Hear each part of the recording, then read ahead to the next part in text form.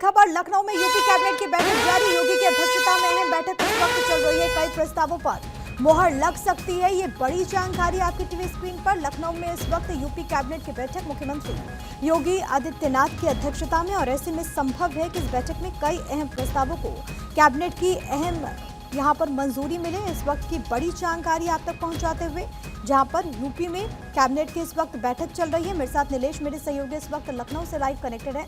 क्या इंफॉर्मेशन अभी तक कैबिनेट की बैठक शुरू हो चुकी है नीलेश? देखिए, बिल्कुल आपको बता दूं कि उत्तर प्रदेश सरकार की कैबिनेट बैठक शुरू हो गई है। तमाम जो कैबिनेट मंत्री हैं उस बैठक में मौजूद हैं। साथ ही साथ उत्तर प्रदेश के डिप्टी सीएम ने अभी जो बयान दिया है उसमें साफ तौर पे कहा गया है कि उत्तर प्रदेश में जो 9 विधानसभा की सीटों पर उपचुनाव होना है और 9 की 9 सीटों पर भारतीय जनता पार्टी के जो उम्मीदवार हैं वो जीतेंगे। हालांकि डिप्टी सीएम केशव प्रसाद मौर्य की तरफ से समाजवादी पार्टी पर जोरदार हमला बोला गया है और यह कैबिनेट बैठक से पहले बोला गया। उनका कहना है कि 2012 से 17 तक उत्तर प्रदेश में समाजवादी पार्टी की सरकार थी। उनकी सरकार का जो 5 साल का कार्यकाल था वो काले कारनामों से भरा हुआ है। उसके अलावा तमाम अन्य मुद्दों पर भी केशव प्रसाद मौर्य ने खुलकर जो है बोला है। साफ तौर पर कहा है कि उत्तर प्रदेश में जो पोस्टर वार हो रहा है वो पोस्टर वार फर्जी है और जिस तरीके से समाजवादी पार्टी पीडीए का नारा देती है वो भी कहीं ना कहीं पीडीए उनका दिखावा है, जनता के साथ छलावा है और उत्तर प्रदेश की जनता 9 विधानसभा सीटों पर जहां उपचुनाव होने हैं सीधा जवाब देगी।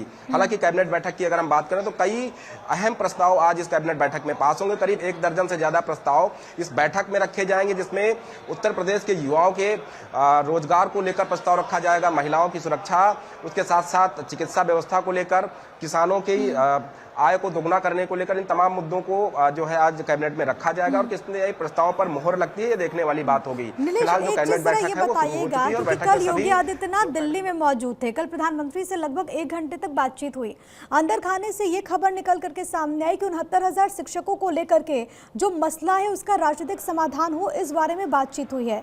क्या ये भी वहां पर अभी चर्चा चल रही होगी? अगर योगी कैबिनेट की बैठक हो रही तो क्या इस लिहाज से भी चर्चा वहां पर संभव है? अंदर खाने इसको लेकर के किस तरीके की हलचल? देखिए, बिल्कुल अगर हम 69,000 शिक्षक भर्ती के मामले को देखें तो लगातार उत्तर प्रदेश में जो 69,000 शिक्षक भर्ती से जुड़े हुए अभ्यर्थी हैं सरकार से मांग कर रहे थे कि उनके भविष्य को अधर में जो झोंका जा रहा है उसको कहीं ना कहीं सुधारने का काम करें।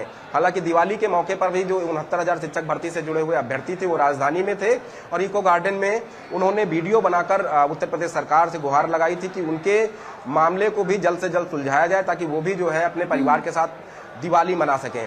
हालांकि आज इस बैठक में इस प्रस्ताव को रखा जाता है कि नहीं रखा जाता है ये तो जब 12:30 बजे ब्रीफिंग होगी उसके बाद ये जानकारी निकलकर सामने आएगी। हालांकि उत्तर प्रदेश सरकार और मुख्यमंत्री योगी आदित्यनानाथ लगातार ये प्रयास कर रहे हैं कि उत्तर प्रदेश का जो युवा है उसको बड़े पैमाने पर रोजगार देने का काम किया जाए।